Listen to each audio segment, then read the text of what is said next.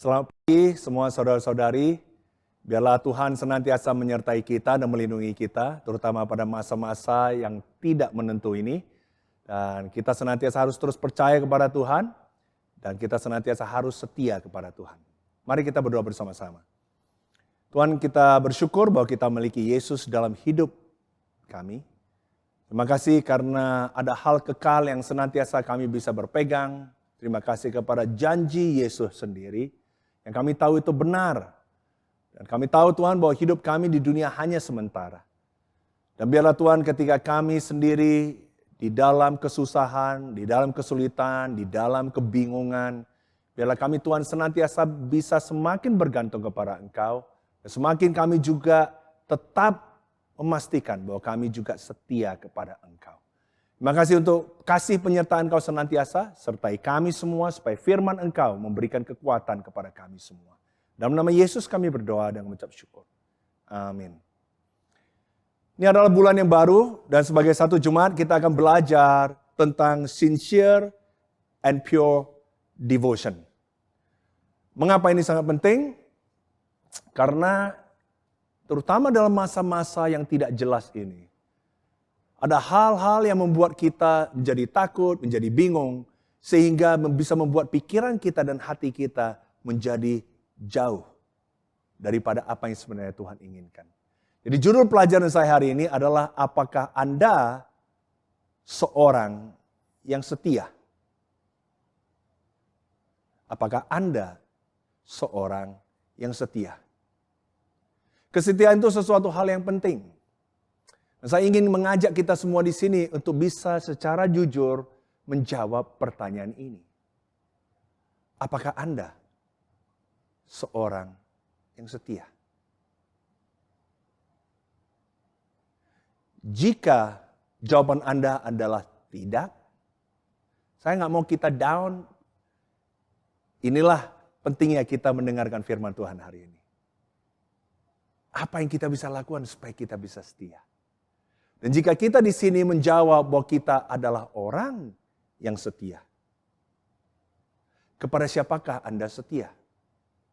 Saya bertemu dengan beberapa orang yang setia, dan dia setia kepada pasangannya, ada yang setia kepada anak-anaknya, kepada pekerjaannya. Tapi yang kita bicarakan di sini adalah setia kepada Yesus. Karena jika kita setia kepada Yesus, kita sendiri juga akan setia kepada orang-orang yang Yesus ingin kita setia. Jadi kita akan belajar sama-sama di sini dan fokus kita di sini adalah kesetiaan kepada Yesus. Ini sangat penting. Kata setia ini diambil dari satu kata yang mengandung arti single mind. Hanya satu aja, pikiran kita hanya satu aja. Hati kita itu hanya satu, tidak mendua. Hanya single, itulah kesetiaan. Jadi kalau saya katakan saya setia kepada istri saya, berarti tidak ada lagi, baik di dalam pikiran maupun dalam hati saya, akan wanita lain. Single-minded, single-hearted, itu adalah setia. Dan kita akan belajar hari ini, apakah betul kita adalah orang yang setia? Apakah betul kita sendiri orang yang setia kepada pengajaran Kristus, kepada doktrin Kristus yang sebenarnya? Apakah kita dalam kesetiaan kita berani untuk mengambil sikap, berani untuk berbicara tentang hal yang kita setia itu? Nah, ini adalah pertanyaan-pertanyaan yang harus kita bisa jawab sepanjang kita mendengarkan pelajaran dari firman hari ini. Kita juga tahu bahwa Tuhan adalah Tuhan yang suka akan kesetiaan. Karena dia sendiri adalah Tuhan yang setia. Dan dia sendiri tidak suka orang yang tidak setia. Kita ambil dari buku 2 Korintus 11 ayat 3 yang menjadi tema kita bulan ini. Di mana dikatakan, tetapi aku takut kalau pikiran kamu disesatkan dari kesetiaan kamu yang sejati kepada Kristus. Sama seperti Hawa diperdayakan oleh ular itu dengan kelicikannya. Paulus adalah orang yang berani.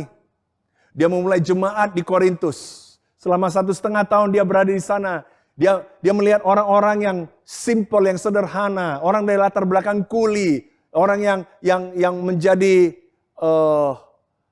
korban, orang yang menjadi hamba daripada dosa mereka, hamba daripada tuan mereka yang jahat, hamba dari uang, dibebaskan karena Yesus. Tapi kita juga tahu dari buku 1 Korintus bagaimana jemaat ini kemudian menjadi duniawi dan mulai main-main dengan dosa kembali. Bahkan di buku 2 Korintus ini, dia melihat mereka mulai bermegah akan hal-hal yang salah. Mereka mulai ditipu daya oleh iblis. Karena itu Paulus katakan, saya takut kalau kamu ditipu daya oleh iblis. Sehingga akhirnya apa? Mereka menjadi tidak setia. Kehilangan kesetiaan yang sejati kepada Kristus itu. Ada 3 hal yang kita lihat untuk mengecek kesetiaan kita. Yang pertama adalah Yesus is my only Lord. Apakah betul Tuhan Yesus adalah satu-satunya Tuhan kamu? Di 2 Korintus 11 ayat 2 dikatakan, sebab aku cemburu kepada kamu dengan cemburu ilahi. Karena aku telah mempertunangkan kamu kepada satu laki-laki untuk membawa kamu sebagai perawan suci kepada Kristus. Mengapa Paulus cemburu? Karena saat itu jemaat Korintus yang dia mulai, yang dia kasihi, yang dia besarkan, yang dia bantu, yang dia berjerih payah. Mereka lebih memilih mendengarkan iblis dan guru-guru palsu lebih daripada Paulus. Mereka sendiri mulai meragukan kerasulan daripada Paulus. Jadi Paulus katakan, aku iri. Tapi iri dia bukan iri sebagai manusia biasa. Bukan iri yang karena dia egois atau karena jahat. Tapi dia iri dengan irinya Tuhan atau cemburunya Tuhan.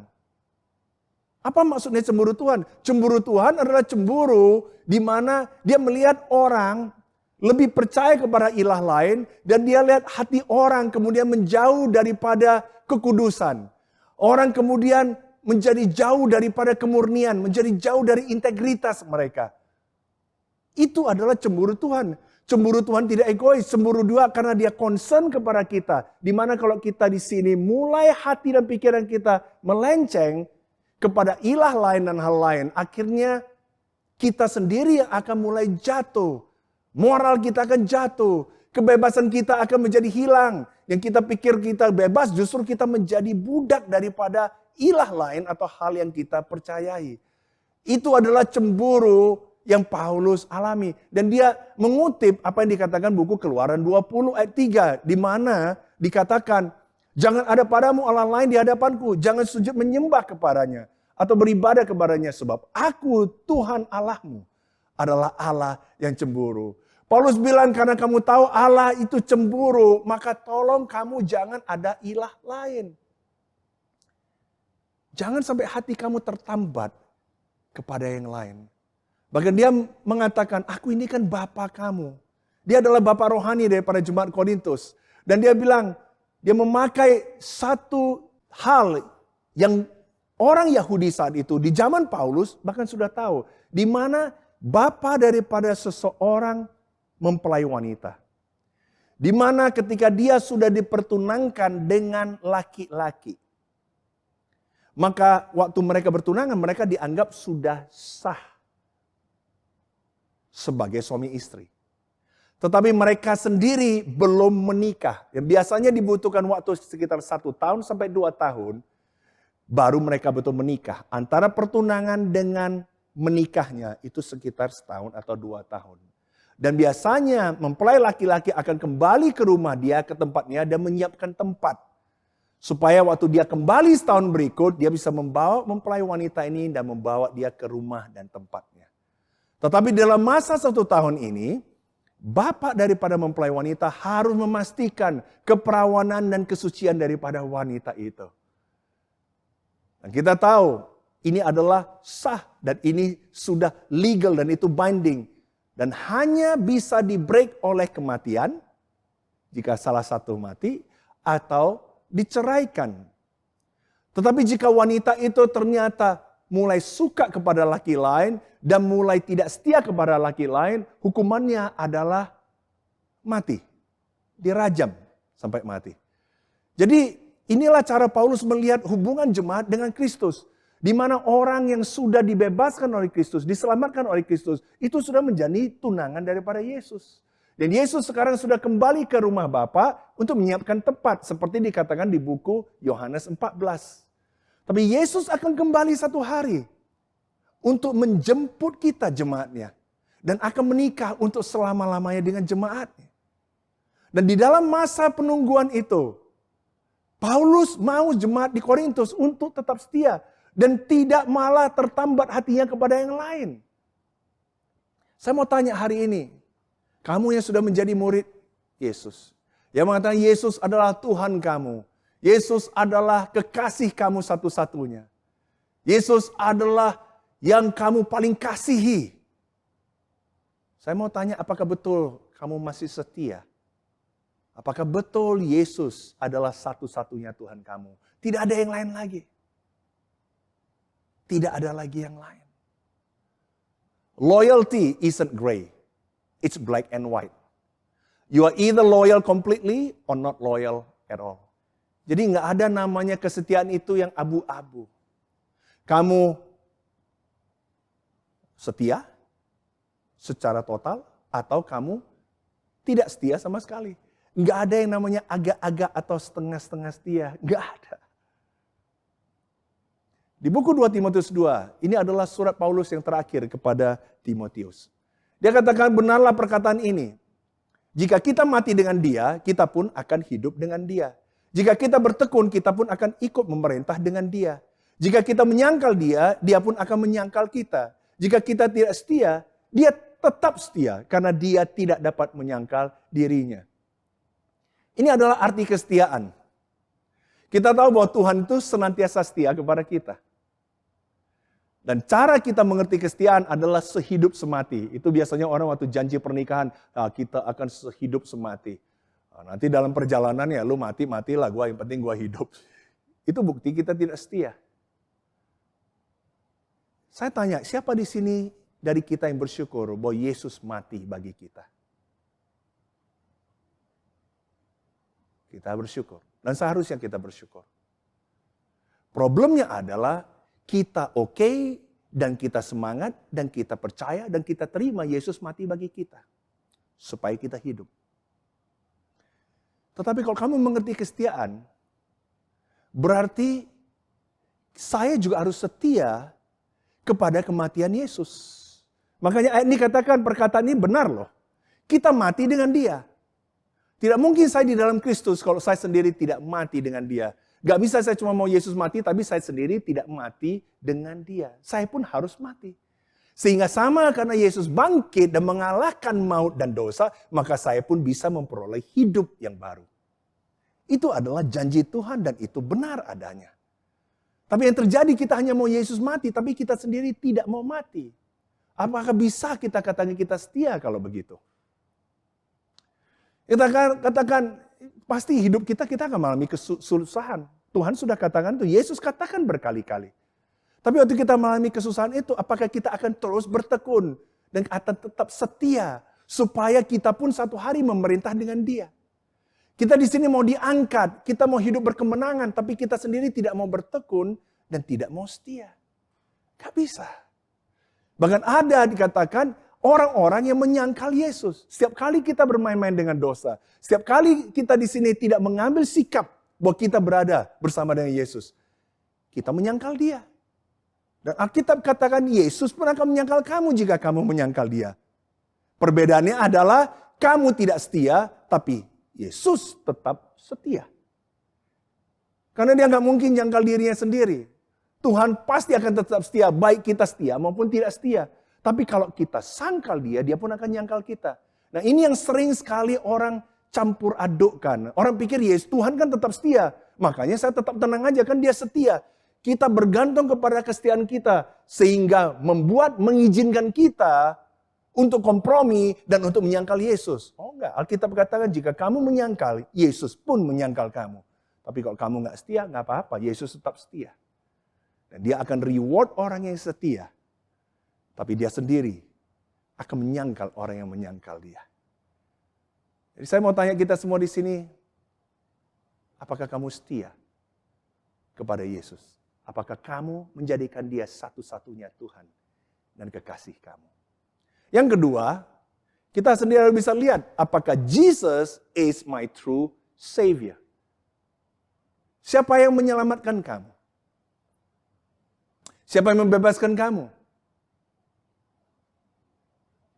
Orang lain? Pekerjaan kamu? Enggak. Yesus. Oke, Paulus kata di ayat 3. Tapi aku takut kalau pikiran kamu disesatkan dari kesetiaan kamu yang sejati kepada Kristus. Sama seperti Hawa diperdayakan oleh ular itu dengan kelicikannya. Dia mengingatkan mereka kepada cerita di mana iblis dengan tipu dayanya kemudian membawa Hawa untuk jatuh. Dan yang dia masukin adalah pikirannya. Itu cara iblis kerja. Dia masuk dari pikiran, kemudian dari pikiran itu kalau sudah mulai kacau, akan masuk ke hati dan perasaan kita. Nah akhirnya tindakan kita pun akan kacau. Itu cara iblis perdayakan kita. Yang dilakukan saat itu oleh iblis yang datang dalam bentuk ular adalah dia membuat Hawa mulai mempertanyakan, meragukan firman Tuhan. Betul Tuhan ada bilang gitu enggak? Dan selanjutnya dia mulai membuat Hawa mulai ragu akan karakter Tuhan itu sendiri. Jangan-jangan Tuhan itu nggak baik, dia cuma nggak mau lu kayak gitu aja. Dan akhirnya Hawa bukannya menolak, bahkan nggak ada kelihatan di cerita itu Hawa takut, lari atau dia menolak, enggak. Dia malah entertain itu dan dia tetap ngikutin apa yang iblis katakan. Nah ini sangat berbahaya karena ini yang terjadi pada jemaat di Korintus. Sebab kamu sabar saja jika ada seorang datang memberitakan Yesus yang lain daripada yang telah kami beritakan. Atau memberikan kepada kamu roh yang lain daripada yang telah kamu terima. Atau Injil yang lain daripada yang telah kamu terima. Kok kamu itu sabar aja, kamu nerimo aja. Kok kamu itu kayaknya nggak ada nolak. Kamu diam bahkan. Saya mau tanya. Kalau kamu betul-betul setia bahwa Yesus adalah the true Savior. Bahwa Yesus adalah satu-satunya jalan, satu-satunya kebenaran, satu-satunya hidup yang bisa membebaskan kamu. Kamu akan tinggal diam kalau kamu tahu itu tidak benar? Ketika ada orang lain bicara tentang hal yang lain, Yesus yang lain, apakah kamu akan tinggal diam? Saya lihat ada orang yang hari ini udah tahu nggak benar, tapi dia tetap diam. Karena dia bilang, gua itu nggak pintar bicara. Ini kan bukan tugas saya. Saya juga nggak mau debat. Yang betul, Tuhan nggak mau kita di sini debat for the sake of karena kesombongan dan untuk bisa menjatuhkan orang. Tapi setidaknya kita bisa katakan, apa yang Anda katakan itu tidak benar. Jika kamu oke, saya rela untuk bisa menjelaskan Yesus yang sebenarnya yang ada di Alkitab. Kalau kamu mau kasih waktu, saya mau jelaskan kepada kamu Injil yang sebenarnya. Dan apa artinya kalau hidup kita dipimpin oleh roh itu seperti apa. Itu akan dikatakan kepada orang yang loyal, yang setia. Gak bisa kita cuma tinggal diam. Kita di sini bukan orang pemberani, tapi kita akan jadi berani karena kita orang yang setia kepada ajaran yang benar. Apakah Anda orang yang diam? Atau Anda adalah orang yang berani bicara kebenaran dalam kasih. Sangat menarik, saat itu orang-orang jemaat di Korintus mulai memilih guru-guru palsu, mulai memilih lebih mendengarkan iblis yang palsu, dan bahkan di ayat di 2 Korintus 11 dikatakan iblis muncul dalam bentuk malaikat terang. Jadi iblis tidak dalam bentuk gelap atau menakutkan, dia muncul dalam bentuk malaikat terang. Kalau kita kelihatan iblis bilang jangan ke gereja, kamu benci Yesus. Kita langsung lihat itu salah. Tapi dia datang dalam bentuk tetap bicarakan Yesus, tapi dia sudah campurkan Yesusnya. Sehingga ketika kita di sini, kalau kita tidak betul-betul mau mempelajari Alkitab, kita nggak betul-betul mau setia mempelajari Yesus sebenarnya, kita mulai bingung dengan Yesus yang lain. Dan ini yang terjadi. Jemaat Korintus mulai lebih suka bermegah. Dan mereka mulai lebih suka mendengar orang yang pintar bicaranya. Yang betul-betul intelektual. Yang betul-betul kelihatannya orangnya bisa bicara dramatis. Yang buka bermegah. Dan mereka bicara Yesus. Mereka ambil dari Alkitab. Tapi Paulus katakan, hati-hati. Kamu mulai suka yang kayak gitu. Itu bukan Yesus. Dan mereka bahkan melihat Paulus, lu gimana sih di sini? Lu bayaran lu rendah. Lihat orang-orang ini pintar bicara, makanya bayarannya tinggi. Dan mereka lebih percaya orang yang bayaran tinggi. Nah, Paulus katakan di ayat yang kelima dari 2 Korintus 11. Dia bilang, tapi menurut pendapatku sedikit pun aku tidak kurang daripada rasul-rasul yang tak ada taranya itu. Jikalau aku kurang paham dalam hal berkata-kata, tidaklah demikian dalam hal pengetahuan. Memang saya mungkin bukan orang yang eloquent, pintar bicara. Tapi dalam pengetahuan tentang Yesus, itu saya tahu persis. Sebab kami telah mengatakan kepada kamu pada segala waktu dan dalam segala hal, apakah aku berbuat salah jika aku merendahkan diri untuk meninggikan kamu. Karena aku memberitakan Injil Allah kepada kamu dengan cuma-cuma. Dia humble, dia rendah hati, orang gak suka. Orang sukanya yang tinggi hati. Paulus bilang jemaat-jemaat lain telah kurampok dengan menerima tunjangan dari mereka supaya aku dapat melayani kamu. Dan ketika aku dalam kekurangan di tengah-tengah kamu, aku tidak menyusahkan seorang pun. Sebab apa yang kurang daripadaku dicukupkan oleh saudara-saudara yang datang dari Makedonia. Dalam segala hal aku menjaga diriku supaya jangan menjadi beban bagi kamu. Dan aku akan tetap berbuat demikian. Paulus memulai jemaat itu, dia bekerja keras untuk jemaat itu, dia membangun jemaat itu. Tapi dia tidak mau membebankan jemaat itu secara finansial. Dia bahkan mendapatkan sumbangan, bantuan dari jemaat Makedonia. Makanya dia bilang, saya bingung lihat kamu, jemaat Korintus. Saya tidak membebankan kamu, saya tidak mencharge kamu waktu saya bantu kamu. Tapi kamu anggap saya, kalau gitu kamu tidak kredibel. Lihat nih orang, kalau dia bayarannya tinggi, tarifnya tinggi. Ini yang baru luar biasa. Dan orang ini yang mereka mau dengar. Sama juga dengan zaman Yesus. Yesus sebenarnya ada di tengah-tengah orang Farisi. Yesus yang sebenarnya ada di tengah-tengah orang-orang yang membutuhkan Yesus. Tapi kok Yesus tidak mau jadi raja? Kok Yesus gabung dengan orang-orang yang sederhana kok, dengan pendosa-pendosa? Dunia gak bisa terima itu. Hari ini betulkah kalau kita betul-betul cinta akan Yesus dan kita percaya Yesus adalah juru selamat kita. Dialah yang menyelamatkan. Saya mau tanya, apakah Anda suka akan Yesus yang diceritakan di Alkitab itu? Yesus yang rendah hati. Yesus yang menderita, rela berkorban. Yesus itu yang kita suka?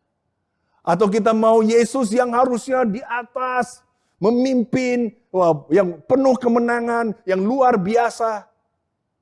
Itulah alasan kenapa orang tidak mau terima Yesus menjadi Mesias. Tapi apakah Yesus itu yang kamu akan setia? Kalau kamu lihat hidup kamu penuh penderitaan dan ternyata biasa-biasa. Kamu bilang, Yesus apa? Makanya hari ini orang memperkenalkan kalau kamu mau Yesus yang berhasil. Yesus yang luar biasa, yang penuh kemenangan. Itu yang ditawarkan hari ini oleh orang. Dan itulah yang membuat orang hari ini lari daripada Yesus yang sebenarnya. Dia bilang bukan hanya Yesus yang lain, Injilnya juga lain. Karena sekarang mereka bermegah. Sedangkan Paulus katakan, dia bahkan tuliskan di buku 1 Korintus 1. Dia bilang, gak kamu ingat bahwa sebenarnya salib adalah kebodohan bagi mereka yang akan binasa. Kalau kita lihat di 1 Korintus 1 ayat 22. Paulus katakan orang-orang Yahudi menghendaki tanda dan orang-orang Yunani mencari hikmat. Tetapi kami memberitakan Kristus yang disalibkan. Untuk orang-orang Yahudi suatu batu sandungan. Dan untuk orang-orang bukan Yahudi suatu kebodohan. Tetapi untuk mereka yang dipanggil, baik orang Yahudi maupun orang bukan Yahudi, Kristus adalah kekuatan Allah dan hikmat Allah. Tetapi oleh dia, kamu berada dalam Kristus Yesus. Yang oleh Allah telah menjadi hikmat bagi kita. Ia membenarkan dan menguduskan dan menebus kita. Jadi bagi jemaat di Korintus, salib itu kebodohan. Padahal mereka dulu orang yang biasa, dibebaskan, ditinggikan, dibenarkan, dikuduskan oleh Tuhan. Tapi mereka sekarang suka akan hal-hal yang kelihatannya canggih. Yang kelihatannya intelektual. Dan mereka banggakan itu. Mereka bahkan tidak tertarik lagi akan jalan salib. Saya mau katakan kepada kita, apa Injil sebenarnya? Injil yang sebenarnya adalah Injil di mana Yesus sendiri mati, dikubur, dan bangkit. Dan kalau kita betul-betul percaya kepada Injil itu, berarti kita tahu bahwa kita sendiri harusnya percaya kalau Yesus menyelamatkan saya, maka saya juga harus percaya akan ada jalan salib yang harus saya ikutin. Makanya Paulus tidak pernah bermegah akan kehebatan dia, tapi dia bermegah akan penderitaan dia. Bukan dia orang yang mau menderita, tapi dia tahu hidup dalam dunia dia akan menderita. Karena apa? Karena Yesus itu benar. Injil itu bukan kelihatan yang canggih, Injil itu kelihatan bodoh. Saya masih ingat saat waktu saya mengenal Injil yang sebenarnya. Di mana saya harus jujur, ya kelihatan bodoh saya sebenarnya. Saya nggak pernah terbuka dosa saya kepada siapapun sebelumnya. Waktu saya mau terbuka dosa saya merasa bodoh banget ini. Tapi itulah saat itu saya tahu dan saya akui dosa saya akui kelemahan saya. Dan saya bersyukur bahwa salib Kristus itu, kebodohan itu justru yang mengangkat saya. Membuat saya jadi bisa menang atas dosa. Sebelumnya saya sibuk pelayanan. Saya aktif ke gereja. Saya cerita tentang Yesus. Yesus juru selamat. Tapi saya sendiri tidak mau ikuti Injil yang sebenarnya. Saya anggap kalau saya kelihatan sebenarnya, wah ini bodoh. Nanti orang jadi nggak respect saya. Saya lebih sibuk ke image saya dan mau dipuji orang. Lebih daripada percaya pada kuasa Injil itu sendiri. Kenapa Injil disebut kabar baik? Karena Harlem yang bodoh. Harlem yang pendosa. Bad news. Jadi hamba itu. Budak itu. Mati. Dan bisa hidup karena Yesus hidup. Dan juga jangan sampai dipengaruhi oleh roh lain. Dia ingatkan kepada mereka di 1 Korintus 6 ayat 9. Dia bilang janganlah sesat. Orang cabul, penyembah berhala, orang berzina, banci, orang pemburit, pencuri, orang kikir, pemabuk, pemfitnah, dan penipu tidak akan mendapat bagian dalam kerajaan Allah. Dan beberapa orang di antara kamu demikianlah dahulu. Jadi dulu kamu begitu, kamu pendosa. Ya, seperti orang yang tadi baru kita bacakan. Tetapi kamu telah memberi dirimu disucikan, kamu telah dikuduskan, kamu telah dibenarkan dalam nama Tuhan Yesus Kristus dan dalam roh Allah kita. Kamu sudah disucikan, sudah dibenarkan. Kamu diberikan roh Allah. Roh Allah yang memimpin kamu. Dan roh Allah itu tidak membuat kamu bermain-main dengan dosa. Kita tahu di buku Galatia 5 ayat 22. Bagaimana buah roh itu sendiri membuat kita penuh dengan kasih. Sukacita, damai sejahtera, sabar, murah hati, baik, setia, lemah lembut, punya penguasaan diri. Itu adalah roh Allah kalau itu memimpin kita. Yang terjadi adalah jemaat Korintus mulai duniawi, bermain-main dengan dosa. Tapi mereka tetap anggap mereka itu oke. Bahkan mereka bisa bilang, Jesus is my Lord and my Savior. Nggak bisa. Itu adalah roh lain. Kalau kamu betul-betul dituntun dan dipimpin roh Allah, semestinya hidup kamu akan tertib. Semestinya hidup kamu akan setia. Itulah yang Paulus katakan. Karena kita dibenarkan, kita dikuduskan untuk menjadi semakin seperti Kristus. Hari ini saya mau tanya kepada kita saudara-saudari semuanya. Apakah kamu setia bahwa Yesus adalah satu-satunya juru selamat kita yang sebenarnya? Nggak ada hal yang bisa menyelamatkan kita. Nggak juga pengetahuan kamu, nggak juga keagamaan kamu, nggak juga aktivitas kamu. Kalau memang Yesus adalah satu-satunya yang nyelamatin kamu, mengapa hari ini kita lebih taruh keyakinan kita kepada keagamaan kita, aktivitas kita, akan seberapa kita sudah lakukan hal ini, hal itu. Lebih daripada kita sendiri bergantung kepada Yesus. Hari ini ada orang yang lebih bergantung kepada pendeta, lebih kepada Yesus. Saya mau kasih tahu, pendeta nggak bisa nyelamatin kamu. Saya nggak bisa nyelamatin kamu. Hanya Yesus yang bisa nyelamatin kamu. Kalau memang kamu percaya Yesus adalah juru selamat kamu dan itu yang benar, berarti kamu semangat untuk ikut jalannya Yesus. Jalan Yesus untuk hidup adalah jalan salib. Apakah kamu suka untuk bisa ikut jalan salib? Karena itulah yang menyelamatkan kita. Tanpa salib nggak ada dari kita diselamatkan. Tanpa kita sendiri mati, dikubur, dan bangkit, gak bisa kita bisa mengalami hidup yang Yesus sudah janjikan. Apakah engkau percaya Yesus menyelamatkan Anda? Kalau Anda percaya, berarti Anda percaya janji Tuhan Yesus bahwa Dia memberikan roh kepada kita. Yang harusnya membuat kita menjadi orang yang setia. Hari ini ada dua hal yang kita belajar. Yang pertama adalah, is Jesus your only Lord and lover? Yang kedua, apakah betul Jesus is your true Savior? Saya berharap kita punya kesetiaan itu. Saya berharap hati kita tidak pernah mendua. Dan kalaupun kita mendua, kita kembali kepada satu dan hanya satu orang saja, yaitu Yesus. Kristus Tuhan kita dan Juru Selamat kita. Mari kita berdoa bersama-sama. Tuhan, terima kasih untuk semua penyertaan Engkau. Kadang-kadang kami mengambil ringan apa yang Yesus sudah lakukan bagi kami. Kadang-kadang kami sendiri berpikir bahwa kami oke dan hati kami oke, pikiran kami oke. Bantu supaya bulan ini Tuhan kami bisa evaluasi kembali akan kesetiaan kami kepada Engkau. Bantu kami ketika kami berjanji bahwa Yesus adalah Tuhan dan Juru Selamat kami. Itu bukan hanya dari mulut kami. Tapi itu juga dari hati dan pikiran kami. Kami tidak mau mendua. Kami mau tetap percaya kepada Yesus. Apapun yang terjadi dalam hidup kami. Yesus tetap adalah Tuhan. Dan Juru Selamat kami satu-satunya. Dan Engkau sertai kami semua. Supaya bulan ini kami bisa bertumbuh, bisa mendapat kekuatan.